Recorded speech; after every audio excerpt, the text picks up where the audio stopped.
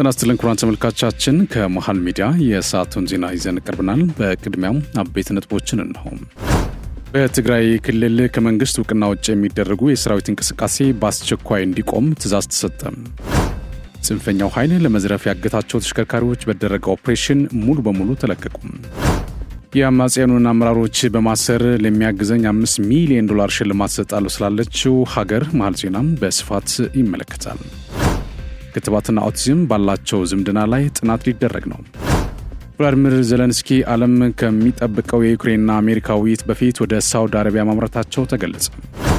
ኩራን ተመልካቾቻችን ከመሃል ሚዲያ እነዚህና ሌሎችንም ዜናዎች ይዘን ቀርበናል። ከአፍታ በኋላ እንመለሳለን። ዩቲዩብ ቻናሉን ሰብስክራይብ እንዲሁም ይዘቱን ላይክና ሼር በማድረግ የመሃል ሚዲያ ቤተሰብ እንድትሆኑ በአክብሮት እንጋብዛለን። አብራችሁ ነው።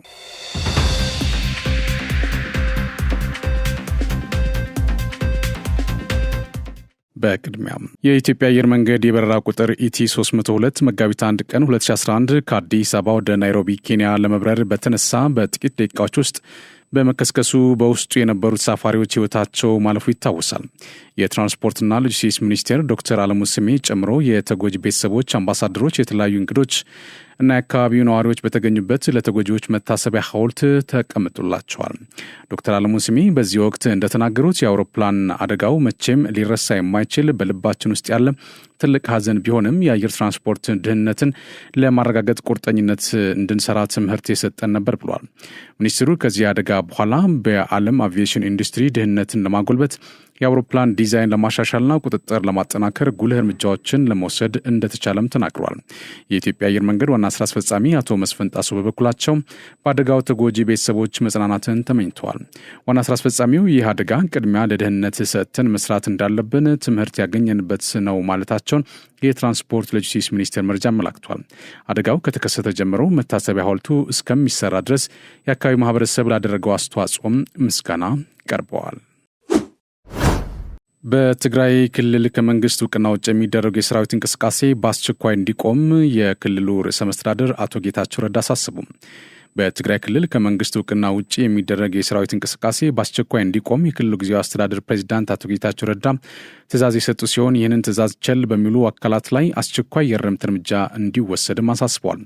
አቶ ጌታቸው ይህንን ማሳሰቢያ የሰጡት በትግራይ ክልል ጊዜያዊ አስተዳደር ምክትል ፕሬዚዳንትና የሰላምና ጸጥታ ካቢኔ ሴክሬታሪያት ኃላፊ ለሆኑት ሌተናል ጀነራል ታደሰ ወረደ በጻፉት ደብዳቤ ነው። ከ2 ቀናት በፊት የተጻፈው ይህ ደብዳቤ በጊዜያዊ አስተዳደሩ ስር በሚተዳደረው ድምፅ ወያኔ ቴሌቪዥን ጣቢያ በኩል ይፋ የተደረገው በዛሬው ዕለት ነበር። ህገወጥ እንቅስቃሴዎች እንዲቆሙ ስለማሳሰብ በሚል ርዕስ ስር የተጻፈው ይህ ደብዳቤ ህገወጥ ጉባኤ ያደረገው በሚል የሚጠራውን ቡድን ስልጣን ለማግኘት እንቅስቃሴ እያደረገ እንደሆነ ይወነጀላል። አቶ ጌታቸው የቡድኑን ማንነት በደብዳቤያቸው በግልጽ ባያስቀምጡም ከዚህ ቀደም ባወጣቸው መግለጫዎች በዶክተር ደብረጽዮን ገብረ ሚካኤል የሚመራ ስብስብ የህወሓትን ህገወጥ ጠቅላላ ጉባኤ አድርጓል በማለት ሲተቹ ቆይቷል። ይህ ቡድን የሰራዊት አመራሮች ውሳኔ በሚል ጀምሮታል ያሉትን ህገወጥ እንቅስቃሴ እንዲያቆም የትግራይ ጊዜያዊ አስተዳደር ካቢኔ መወሰኑን አቶ ጌታቸው በደብዳቤያቸው አስታውሷል። የትግራይ ክልል ጊዜያዊ አስተዳደር ካቢኔ ባለፈው ጥር ወር አጋማሽ ባወጣው መግለጫ ከኮር በላይ የሆኑ የትግራይ ሰራዊት ከፍተኛ አዛዦች ባደረጉት ስብሰባ ላይ ያሳለፉትን ውሳኔ መሰረታዊ ስህተቶች ያለባቸውና ተፈጻሚነት የሌላቸው መሆናቸውም አስታውቆ እንደነበር ይታወሳል። መጋቢትን የደም ልገሳ ወር በማድረግ የንቅናቄ ስራዎችን እንደሚያከናውን የኢትዮጵያ ደምና ህብረ ህዋስ ባንክ አገልግሎት አስታወቀ። አገልግሎቱ ከበጎ ፈቃደኛ ደምና ህብረ ህዋስ በማሰባሰብና ደህንነቱን በማረጋገጥ ለተጠቃሚዎች እያስተላለፈ መሆኑን ገልጿል። አሁን ላይ የኢትዮጵያ ኦርቶዶክስ ተዋሕዶ ቤተክርስቲያንና የእስልምና ሃይማኖት ተከታዮች የጾም ወቅት መሆኑን ተከትሎ የደምና የደም ተዋጽኦ አቅርቦት እጥረት እንዳያጋጥም የተጠናከሩ ስራዎችን እየሰራ እንደሚገኝም አነስቷል። በዚህም መጋቢት የደም ልገሳ ወር በማድረግ አስፈላጊውን ግብዓት ለማሰባሰብ የሚያስችል ስራ ለማከናወን ዝግጅት መደረጉን የአገልግሎቱ ምክትል ዋና ዳይሬክተር ሀብታሙ ታዬ ገልጸዋል። ለዚህ ሰብአዊ አገልግሎት በጎ ፈቃደኞችና ማህበረሰቡ በንቃት ተሳትፎ እንዲሆንም ጥሪ አቅርበዋል። ህብረተሰቡ መንግስት የቀይሳቸውን የልማት ስትራቴጂዎች ለማሳካት የሚያደርገውን ተሳትፎ አጠናክሮ መቀጠል እንዳለበት የትራንስፖርትና ሎጂስቲክስ ሚኒስትር ዶክተር አለሙ ስሜ ተናገሩ። ሚኒስትሩ በአርሲ ዞን መርቲ ወረዳ በአምቦ ሙሳ ምርጫ ክልል ከሚኖሩ የተለያዩ ህብረተሰብ ክፍሎች ጋር ተወያይተዋል። በውይይታቸውም ሁሉም የህብረተሰብ ክፍል የሀገሩና የራሱን ህይወት ለማሻሻል መንግስት የቀየሳቸውን የልማት ስትራቴጂዎች ተግባራዊ ለማድረግ እየተረባረበ መሆኑን አነስተው ይህም ተጠናክሮ መቀጠል እንዳለበት ማሳሰባቸውን ከሚኒስቴሩ ማህበራዊ ትስስር ገጽ የተገኘው መረጃ አመላክቷል። በተለይም ወጣቱ ክፍል ራሱን ከአላስፈላጊ ነገሮች ጠብቆ በተለያዩ ልማቶች በመሳተፍ የኢኮኖሚ ብልጽግናን ለማረጋገጥ የሚያደርገውን ጥረት ከፍተኛ መሆኑን አድንቀዋል። በቀጣይ 3 ዓመታት ከ690 ሺህ በላይ የከተማ ሴፍትኔት ተጠቃሚዎች ወደ ስራ እንደሚገቡ የከተማ መሰረተ ልማት ሚኒስቴር አስታወቀም። መንግስት ያደረገውን የማክሮ ኢኮኖሚ ማሻሻያ ተከትሎ በ83 የሀገሪቱ ከተሞች 699 ሺህ አዳዲስ የከተሞች ልማታዊ ሴፍትኔትና የስራ ፕሮጀክት ተጠቃሚዎችን ወደ ስራ የሚያስገባ መርሃ ግብር በጅማ ከተማ ጀምሯል። ዝቅተኛ የኑሮ ደረጃ ላይ የሚገኙ አማወራና ባወራ የከተማ ነዋሪዎች በተለያዩ የሴፍትኔት ፕሮጀክቶች በመታቀፍ ለ3 ዓመታት ሰርተው በመቆጠብ ከተሞችን በማስዋብ ተጠቃሚ ሆነዋል። ላለፉት 3 ዓመታት በፕሮግራሙ የታቀፉ 143 ሺህ ተጠቃሚዎችም ራሳቸውን ችለው እንዲንቀሳቀሱ ተሸኝተዋል ተብሏል። በመርሃ ግብሩ መንግስት ለቀጣይ 3 ዓመታት 45 ቢሊዮን ብር መመደቡን የከተማና መሰረተ ልማት ሚኒስትር ጫሊቱ ሳኒ ገልጸው በከተሞች ምቹ የመኖሪያና የማምረቻ አካባቢ ለመፍጠር ይሰራልም ብለዋል። የመርሃ ግብሩ ተጠቃሚዎች ፕሮግራሙ የኑሮ መሻሻል እንዲያስገኝላቸው ተናግረዋል። በደቡብ ምዕራብ ኢትዮጵያ ህዝቦች ክልል በ31 ወርቅ አምራችና በአንድ ወርቅ አቅራቢ በአጠቃላይ 32 ማህበራት ላይ እርምጃ መውሰዱን የክልሉ ማዕድንና ኢነርጂ ልማት ኤጀንሲ አስታወቀም። ማህበራቱ ከ2016 በጀት ዓመት ጀምሮ ምንም አይነት ወርቅ ለብሔራዊ ባንክ ያላስገቡና የእቅዳቸውን ከ10 በመቶ በታች አፈጻጸም ያሳዩ መሆናቸው ተገልጿል። በዚህ መሰረት ፈቃዳቸው ሙሉ በሙሉ እንዲሰረዝ መደረጉን የኤጀንሲ ዋና ዳይሬክተር ገብረ ማርያም ሰጠኝ ተናግሯል። በክልሉ ወርቅ በሚመረትባቸው ቦታዎች ተከታታይ ድጋፍ በማድረግ የወርቅ ምርት መጠንን ለማሳደግና ህገወጥ የወርቅ ምርት ዝውውርና ገቢትን በመቆጣጠር በትኩረት የተሰራ መሆኑን ገልጸዋል። ወርቅ ለማምረት ፍቃድ የወሰዱ አዳዲስ ማህበራት ፈጥነው ወደ ስራ እንዲገቡ በስፋት እየተሰራ መሆኑን ገልጸው የኢኮኖሚ ማሻሻያው ተከትሎ የወርቅ ዋጋ መጨመሩን በመገንዘብ ህጋዊ መንገድ እንዲከተሉ አሳስበዋል። በክልሉ የተቀመጠውን ወርቅ የማቅረብ እቅድ በማያሳኩና ዝቅተኛ አፈጻጸም በሚያሳዩ የወርቅ አምራቾች ማህበራት ላይ የሚወሰደው እርምጃ ተጠናክሮ እንደሚቀጥል መናገራቸውን ከክልሉ ኮሚኒኬሽን ቢሮ የተገኘው መረጃ አመላክተዋል። በአማራ ክልል አዊ ብሔረሰብ አስተዳደር ፋግታ ልኮማ ወረዳ የትጥቅ ትግልን የሚቃወምና ሰላማዊ አማራጮችን የሚደግፍ ህዝባዊ ሰልፍና የሰላም ኮንፈረንስ ተካሂዷል። በህዝባዊ ሰልፉ ላይ የክልሉ ከፍተኛ የስራ ኃላፊዎችና የአካባቢ ነዋሪዎች መሳተፋቸውን ለማወቅ ተችሏል። በመርሃ ግብሩ የተገኙት አቶ ግዛቸው ሙሉነህ የትጥቅ ትግሉን መርጠው ጫካ የገቡ ኃይሎች ህዝቡ ላይ እያደረሱ ያለውን ጫና ከፍተኛ መሆኑን፣ የልማትና የመልካም አስተዳደር ስራዎች እንዲደናቀፉ ማድረጋቸውን ተናግረዋል። ህዝቡ እነዚህን ኃይሎች ከጸጥታ ኃይሉ ጋር በመሆን መታገል በመጀመሩ በርካታ አካባቢዎች ወደ ሰላም መመለሳቸውን ገልጸው መንግስት የክልሉን ህዝብ ጥያቄዎችን ለመመለስ ትኩረት ሰጥቶ እየሰራ ነው ብሏል። የወረዳው ምክትል አስተዳዳሪ ታገል እጅጉ በበኩላቸው ህዝባዊ ሰልፍና የሰላም ኮንፈረንሱ ህዝቡ ሰላም ፈላጊ መሆኑን የሚያመላክት ነው ብሏል። የሰልፍ ተሳታፊዎችም አሁን ያለው ሰላም ዘላቂ እንዲሆን ከመንግስት ጎን ለመቆም ቁርጠኛ መሆናቸውን ገልጸዋል። መንግስት በዜጋ ተኮር ዲፕሎማሲ ትኩረት ሰጥቶ በመንቀሳቀስ በማይናማር በአስቸጋሪ ሁኔታ ውስጥ የነበሩ 32 ኢትዮጵያውያን ወደ ሀገራቸው እንዲመለሱ ማድረጉን የውጭ ጉዳይ ሚኒስቴር አስታወቀም። ህንድ የሚገኘው የኢትዮጵያ ኤምባሲ በማይናማር በእገታ ስር ቆይተው ወደ ታይላንድ ከተሻገሩ 133 ኢትዮጵያውያን መካከል 32ቱ ዛሬ ወደ ሀገራቸው መግባታቸውን፣ 43ቱ ኢትዮጵያውያን ደግሞ ዛሬ ምሽት ይገባሉ ተብሎ እንደሚጠበቅ ገልጿል። እንደ ኢትዮጵያ ዜና አገልግሎት ዘገባ ቀሪዎቹ በታይላንድ ማቆያ የሚገኙ 58 ኢትዮጵያውያን ወደ ሀገራቸው ለመመለስ ኤምባሲው ጥረት እያደረገ እንደሚገኝ አመላክቷል። በተያያዘ መንግስት ጃፓን በሚገኘው የኢትዮጵያ ኤምባሲ በኩል በማይናማር በአስቸጋሪ ሁኔታ ውስጥ የሚገኙ ሌሎች ኢትዮጵያውያን ወደ ታይላንድ በማሻገር ወደ ሀገራቸው ለመመለስ ጥረት እያደረገ ይገኛል። ህብረተሰቡ በህገወጥ የሰዎች አዘዋዋሪዎች ሐሰተኛ ቅስቀሳ ተታሎ የስራ ስምሪት ውል ወደ አልተፈጸመባቸው ሀገራት ከሚደረጉ እንቅስቃሴዎች እንዲቆጠብ ሚኒስቴሩም አሳስበዋል። ጽንፈኛው ኃይል ለመዝረፍ ያገታቸው ተሽከርካሪዎች መከላከያ ሰራዊት ባደረገው ኦፕሬሽን ሙሉ በሙሉ ተለቀቁም። በአማራ ክልል ሰሜን አቸፈር ወረዳ በለጊያ ቀበሌ ጽንፈኛ ቡድን ለመዝረፍ ያሰለፋቸውን ከ60 በላይ የሚሆኑ የሲቪል ተሽከርካሪዎች የምስራቅ እዝ ክፍለ ጦር አስለቅቋል።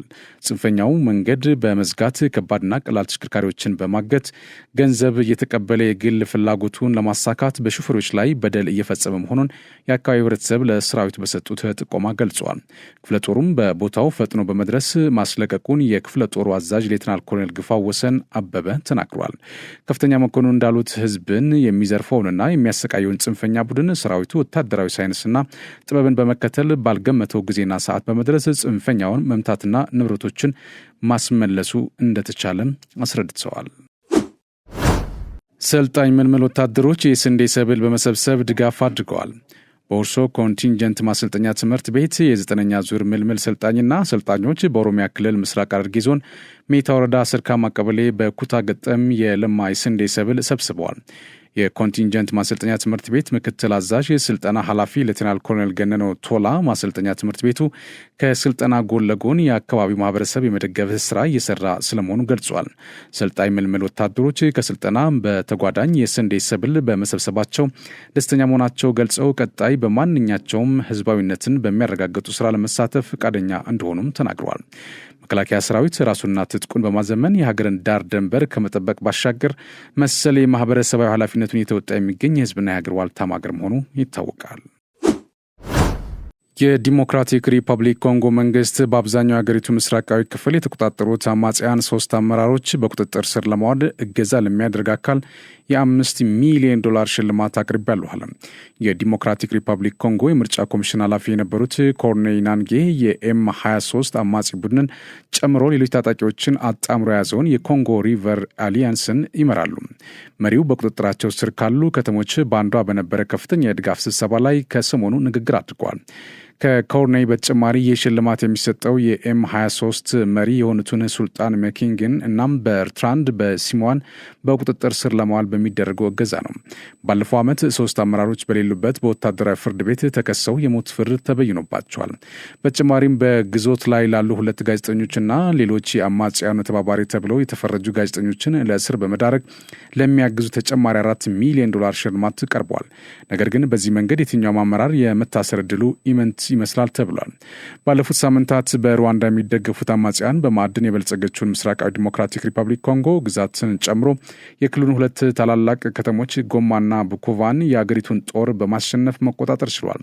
በዚህም የተነሳ የሀገሪቱ ፕሬዚዳንት ፌሊክስ ሴክሺዲን ሩዋንዳ ለአማጽያኑ በምትሰጠው ድጋፍ ምክንያት ማዕቀብ እንዲጣልባት ዓለም አቀፍ ጫና ለመፍጠር እየሞከሩ ይገኛሉ።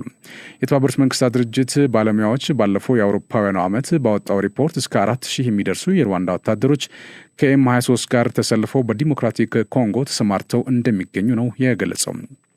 በዲሞክራቲክ ሪፐብሊክ ኮንጎ በተቀሰቀሰው ጦርነት በሺዎች የሚቆጠሩ ሰዎች ሲገደሉ በመቶ ሺዎች የሚቆጠሩ ደግሞ ቀያቸውን ጥለው ሸሽተዋል። የኮንጎ መንግስት ከአሜሪካ ድጋፍ የሚሻ ሲሆን በምላሹም የሀገሪቱን ብርቅዬ ማዕድናትን እሰጣለሁ ብሏል።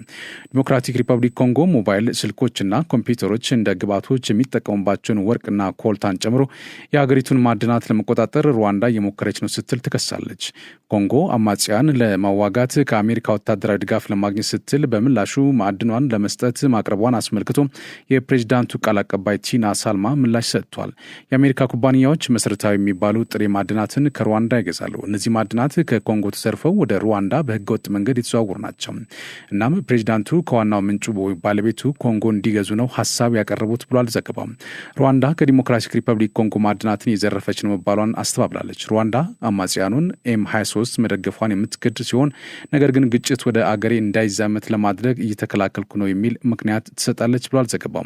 በተጨማሪም ሩዋንዳ በዲሞክራቲክ ሪፐብሊክ ኮንጎ መቀመጫውን ያደረጉ በአውሮፓውያኑ 1994 በተፈጸመባት የዘር ጭፍጨፋ ግንኙነት ያላቸው ቡድኖችን መንግስቱ ይደግፋል ሲል ይተቻል። የአሜሪካ በሽታ መቆጣጠሪያና መከላከያ ማዕከል ወይም ሲዲሲ በክትባትና ኦቲዝም ዙሪያ አዲስ ጥናት ሊያካሄድ መሆኑ አስታውቋል። የዶናልድ ትራምፕ አስተዳደር በቅርቡ በክትባት ተጠራጣሪነታቸው የሚታወቁት ሮበርት ኬኔዲ ጁኒየርን የጤና መምሪያ ኃላፊ አድርገው መሾማቸው ይታወሳል።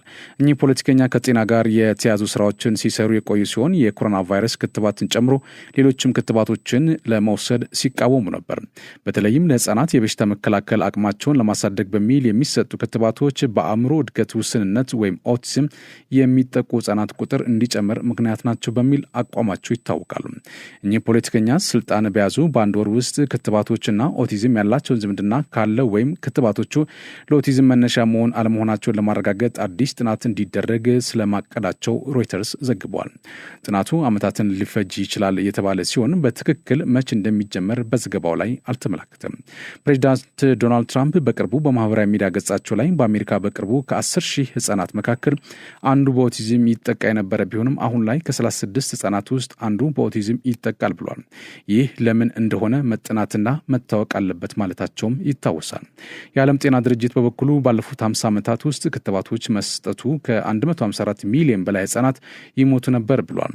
ክትባቶች ለኦቲዝም መነሻ ናቸው የሚለው ሐሳብ የተነሳው ከ27 ዓመት በፊት በአንድ የብሪታንያው ሐኪም አንድሪው ወክፊልድ አማካኝነት ቢሆን ይህ ሐኪም በሀገሪቱ ባሉ የሕክምና ስራዎች ዙሪያ እንዳይሳተፍ እገዳ ተጥሎበታል። ፕሬዚዳንት ቮሎዲሚር ዜሌንስኪ ከልዑል መሐመድ ቢን ሳልማን ጋር ለመወያየት ሳውዲ አረቢያ ገብተዋል። ፕሬዚዳንቱ የዩክሬንና የአሜሪካ ባለስልጣናት ከሩሲያ ጋር ያለውን አሳሳቢ ጦርነት ለማስቆም በሚያስችሉ ሁኔታዎች በሳውዲ ከመነጋገራቸው በፊት ነው ወደ ስፍራው የተጓዙት። በአንድ ወቅት የዩክሬን ዋና አጋር የነበረችው አሜሪካ ጦርነት በፍጥነት እንዲቆም ለማድረግ ከሞስኮ ጋር በቀጥታ በመገናኘት ለኪየቭ ስታደርገው የቆየችውን ወታደራዊ እርዳታ የመረጃ ልውውጥ አቋርጣለች። ዜሌንስኪ ከሩሲያ ጋር ጦርነት ከጀመሩ አንስቶ የተለያዩ የሽምግልና ሚናዎች የተጫወተችውን ሳውዲ አረቢያን ልዑል መሐመድ ቢን ሳልማን ያገኛሉ ተብሎ እንደሚጠበቅ ሮይተርስ ዘግቧል። ዜሌንስኪ ምንም እንኳን ወደ ሳውዲ ቢያመሩም በአሜሪካና ዩክሬን መሀል በሚደረገው ውይይት ላይ ይሳተፋሉ ተብሎ አይጠበቅም ተብሏል። ሳውዲ አረቢያ ባለፈው ወር በሩሲያና በአሜሪካ መካከል ድርድር ማስተናገዷ የሚታወስ ሲሆን በሁለቱ ሀገራት መካከል በተደረጉ የእስረኞች ልውውጥ ላይም ከፍተኛ ሚና ተጫውታለች። በመጨረሻ እስራኤል በመላው ጋዛ ኤሌክትሪክ ኃይል አቅርቦት እንዲቋረጥ ማዟን አስታወቀች። የሀገሪቱ የኤነርጂ ሚኒስትር ኤሊ ኮኸን ተጋቾችን ለማስለቀቅና ሐማስ ከጦርነቱ በኋላ በጋዛ ህልውና እንዳይኖረው ለማረጋገጥ ሁሉንም አማራጮችን እንጠቀማለን ሲሉ ተናግሯል። ሚኒስትሩ የሰጡት ትዕዛዝ በተለይ የተጣራ የመጠጥ ውሃ ለማቅረብ የሚውል ማሽኖችን ከስራ ውጭ እንደሚያደርግ ተገልጿል። የጠቅላይ ሚኒስትር ቤንያሚን ኔታንያሁ አስተዳደር በቀጣይም ወደ ጋዛ ውሃ እንዳይገባ ሊከለክል እንደሚችል ነው የተነገረው። እስራኤል ባለፉት ሳምንት እሁድ ማንኛውም የሰብአዊ ድጋፍ ወደ ጋዛ እንዳይገባ ማገዷ ይታወሳል። እስራኤል ሐማስ ከ9 ቀናት በፊት የተጠናቀቀውን ተኩስ አቁም ለማራዘም ዛሬ በዶሃ ድርድር ይጀምራሉ። እስራኤል በመላው ጋዛ ኤሌክትሪክ ኃይል አቅርቦት እንዲቋረጥ ማዘዟን አስታውቃለች። የሀገሪቱ የኤነርጂ ሚኒስትር ኤሊ ኮኸን ታጋቾችን ለማስለቀቅና ሐማስ ከጦርነቱ በኋላ በጋዛ ህልውና እንዳይኖር ለማረጋገጥ ሁሉንም አማራጮች እንጠቀማለን ሲሉ ተናግረዋል። ክቡራን ተመልካቾቻችን ከመሃል ሚዲያ ለሰዓቱ ያዝናቸው ዜናዎች እነዚህ ናቸው። ስለተከታተላችሁን እናመሰግናለን። ቀሪ ዝግጅቶች ወደ እናንተ ይደርሳሉ። በእኔ በኩል ጨርሻለሁ። በያላችሁበት ሰላም ሁኑ።